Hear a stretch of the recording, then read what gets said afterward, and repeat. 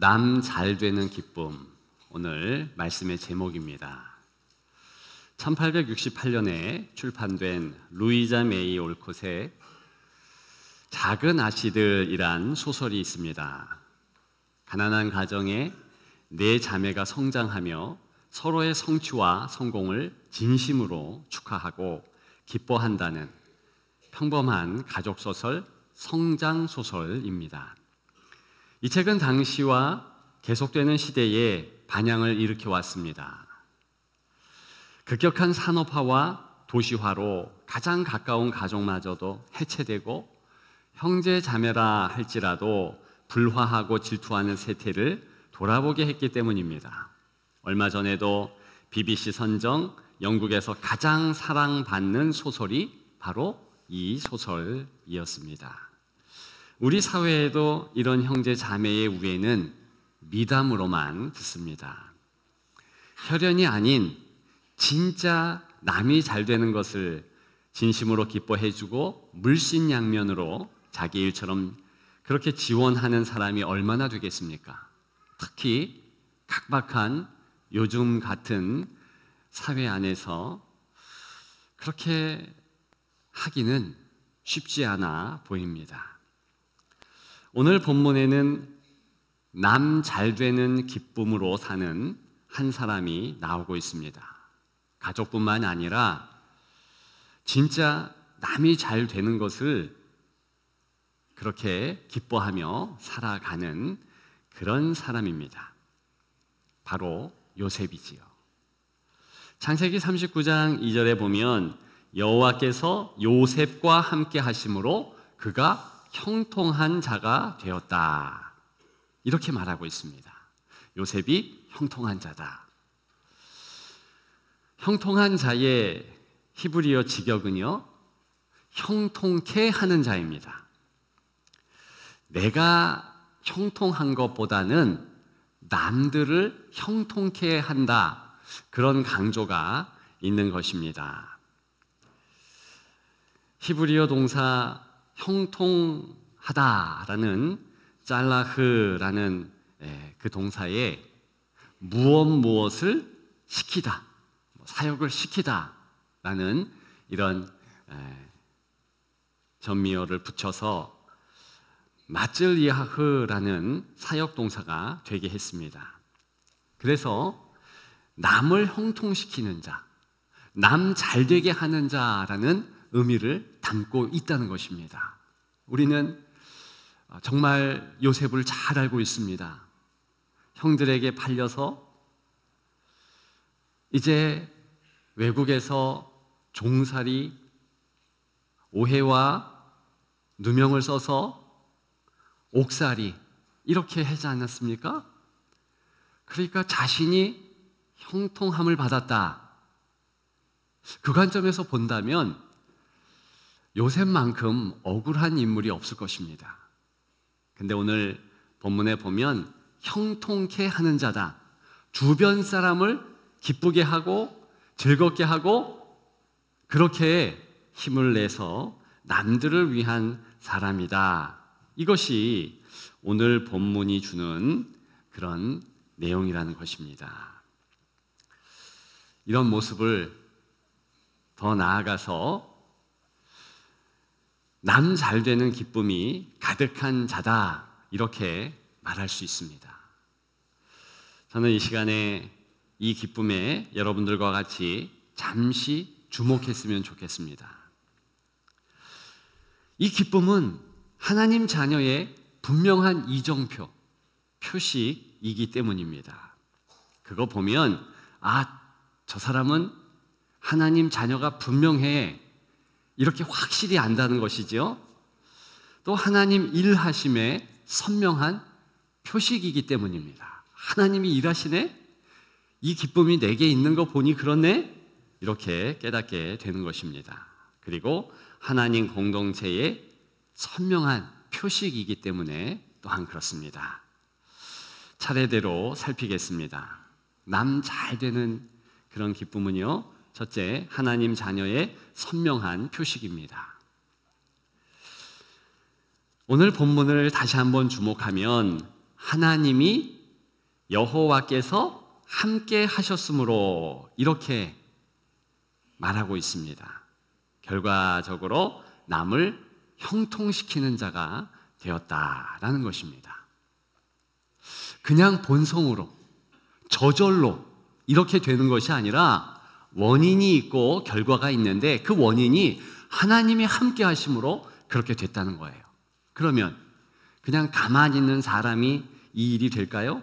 뇌과학 연구에서는요, 나의 가장 가까운 사람이 잘 되면 심적 고통을 느끼는 그런 뇌 부위가 따로 있는데, 어려운 말입니다만 배측, 전방, 대상, 피질이라는 곳이 바로 그런 역할을 담당하는데요. 이게 활성화된다는 거예요. 그러면 어떻게 됩니까? 정말 싫은 거예요. 고통까지 있는 겁니다.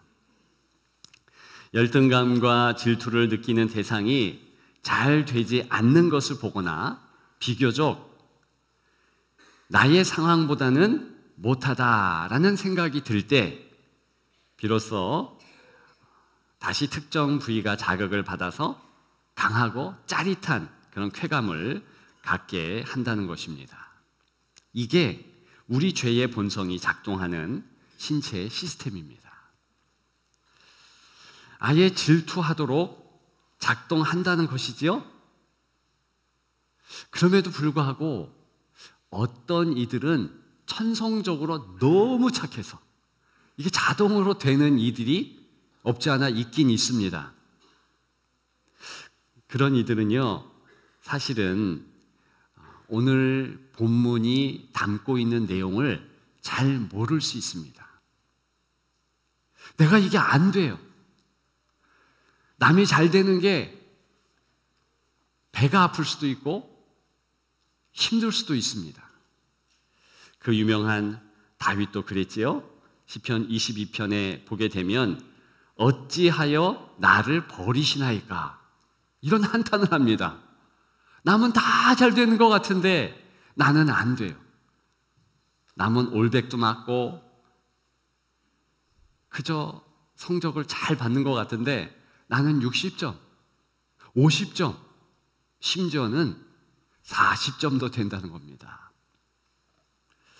그때 왜 내가 이렇게 열심히 했는데도 안 되지? 왜 하나님은 이렇게 하시지? 그런 원망이 있을 수 있지요. 지금 남이 잘 되는데 나는 왜 이렇게 안 되지? 라는 한탄이 사실 오늘 본문에도 담겨 있다는 것입니다. 요셉도 그게 자동으로 된 게 아니에요. 처음부터 남 잘 되는 기쁨이 있는 게 아니더라는 것이지요.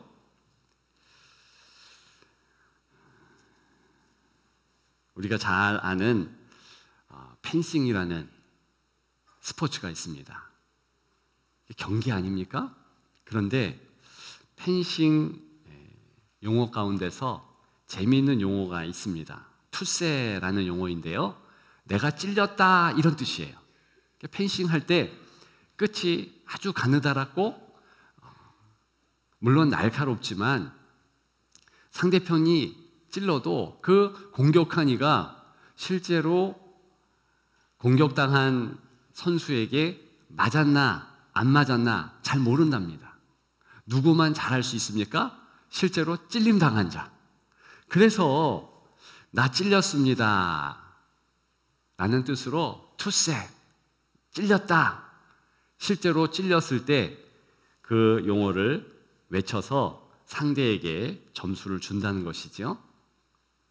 모른 척하고 지나갈 수 있지만 나의 패배를 인정하고 상대방에게 승리를 인정함으로써 한층 더 자신의 무공이 올라간다.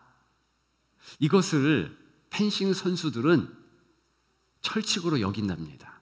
그래서 전통 펜싱 할 때는 진짜 내가 외치고 싶지 않아도 찔렸으면 그렇게 투세 외친다 하는 것이죠. 영적인 아름다운 시사점을 우리에게 줍니다. 우리가 이렇게 신앙생활 하면서 그게 잘 안 돼요. 남 잘 되는 것이 배가 아프고, 우리말에 사촌이 땅을 사면 배 아프다고 하는데 그게 원래 우리의 심성일 수 있습니다. 아니, 심성이지요. 그러면 하나님 앞에 다윗같이 하나님, 나 이게 잘 안 됩니다. 나 힘듭니다. 이러면서 씨름하는 그 모습, 그 자체가 바로 하나님 자녀라는 표식이라는 것이지요. 성경에 보면 성령의 9가지 열매가 있습니다. 그 가운데 오래 참음이 있어요. 누가 오래 참을 수 있겠습니까? 오래 참으면 쉽지 않아요. 오늘 보니까 예배 드리는 어린 우리 연령의 친구들이 있는데, 예배를 참 잘 드리는데 목사님의 설교가 1시간, 2시간 된다 생각해 보십시오. 쉽지 않죠. 어렵지요. 오래 참을 수가 없습니다. 그런데 오래 참는 것, 그것이 성령의 열매라는 거예요. 내 본성과 씨름해야 된다는 거예요. 똑같이 절제라는 것도 있습니다. 하고 싶지 않지만 참아야 되는 거예요. 그러면서 성숙과 성장을 이루는 것입니다. 바로 그렇게 힘들지만 행하는 거, 그거 자체가 하나님의 자녀인 표징이라는 것입니다. 요셉도 그랬다는 것이고 여러분들도 그렇게 해야 한다는 것입니다. 마음을 다하여서 이러한 하나님 자녀의 선명한 표식을 갖기를 주님의 이름으로 축복합니다. 두 번째로 하나님 일하심의 선명한 표식이지요. 우리 마음에는 하나님께서 나 먼저 복 주고, 나 먼저 형통케 하고, 나 먼저 100점 맞게 하시고, 그 이후에 남들도 나를 통해서 잘 되게 형통케 하고 또 100점 더 맞게 하고 그랬으면 좋은데, 오늘 본문에 의거하면 하나님은 처음부터 그렇게 일 안 하시겠다 말씀하십니다. 하나님은 당신의 일하심의 특징을 오늘 분명히 밝히 말씀해 주고 계십니다. 우리가 먼저 남들을 형통하게 할 때 우리를 형통하게 하심의 방법을 취하신다는 거예요. 그래서 본문이 된 오늘 창세기 39장에 보게 되면 이런 모습이 2번이나 나옵니다. 내가 싫은데 종이 됩니다. 여전히 종의 신분으로 남들 기쁘게 하고 남들 잘 되게 하는 요셉, 본인은 얼마나 쉽지 않겠지요? 그리고 싫겠지요? 하나님께서 그렇게 섭리하시는 거예요. 또 39장 후반 23절에 보게 되면 똑같은 맥락에 형통케 하셨다라는 뜻이 나옵니다. 그때는요, 개인적으로 보면 더 형통하지 못할 것 같아요. 왜냐하면 종살이를 넘어서 옥살이를 하고 있는 겁니다. 오해받고 누명 써서 감옥에 갇힌 겁니다. 근데 남들을 형통케. 바로 그것이 하나님께서 원하시는 일의 방법이라는 거예요. 때로는 이런 하나님 일하심이 불만이고 불평이고 때로는 너무 힘든 겁니다. 근데 결과적으로 어떻게 되는 줄 아십니까? 그런 어려움을 통해서 창세기 마지막 끝자락에 가게 되면 이 요셉이 애굽의 총리가 됐네요. 뭐 그것 별거 아니다 치십시다. 이 자녀들이 잘 되는데요, 2 아들이 있습니다. 므낫세와 에브라임이에요. 다른 형제의 자녀들은 그와 같은 엄청난 축복을 받지 못해요. 그저 요셉의 형제들은 한 지파를 이루는데 요셉은 이 2 자녀를 통하여서 2 지파를 이루는 거예요. 2배의 복을 받았다는 뜻입니다. 우리가 새벽에 여호수아서를 읽고 있는데요, 여호수아서 보니까 이 므낫세와 에브라임의 지파, 그 자손들은요 넓은 땅을 얻어요. 제일 넓은 땅, 최고의 땅들. 나중에는 이 에브라임 지파는요 북이스라엘의 중심 지파가 됩니다. 어떻게 하나님께서 일하시느냐, 그 교훈을 우리가 잘 알 수 있습니다. 하나님은요 처음에는 나도 모르게 남들을 자꾸 축복해 해요. 그래서 처음에는 그게 기쁨이 안 되죠. 그런데 야복강 나루토에 올라갔던 야곱처럼 하나님과 씨름하는 거예요. 나 이거 안 돼요. 나 이거 힘들어요. 그거 자체가 하나님 자녀의 증거라고 그랬죠. 그렇게 하면서 실제로 하나님이 사람들을 바라보는 그 시선을 갖게 됩니다. 이건 신비로운 일이에요. 그러면서 진짜 남 잘 되는 것이 기뻐져요. 그러다 보니까 나도 잘 되는 겁니다. 내 자녀들이 복을 받는 겁니다.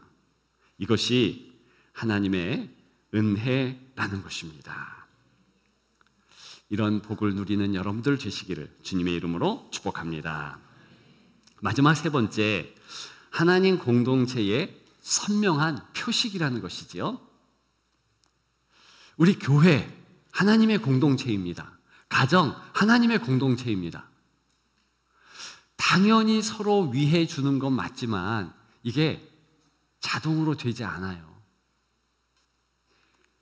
하나님의 역사가 필요한 것이지요. 그래서 나만 최선을 다해서 남을 섬기고 형통케 하는 것이 아니라 다 같이 한 마음 한 뜻으로 서로를 그렇게 형통케 하는 것, 얼마나 중요한지요.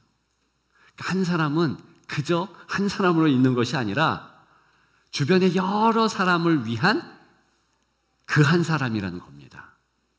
여호수아서에 보게 되면 첫 전투에 근사하게 승리합니다. 가나안 땅에 진군했는데 여리고라는 철옹성을 무너뜨리게 됩니다. 하나님의 은혜죠. 그런데 그 두 번째 조그만 아이성이라는 곳에서 크게 실패합니다. 왜 실패했는가? 한 가지 큰 원인이 아간이라는 한 사람 때문이에요. 이 사람이요 얼마 되지 않는 그런 물건들을요 하나님께서는 절대로 갖지 마, 하나님께 다 바쳐야 돼, 이렇게 명령하셨는데도 불구하고 탐나니까 인마이 포켓, 자기 주머니에 넣고 자기 집에 숨깁니다. 딱 3가지 물건이에요.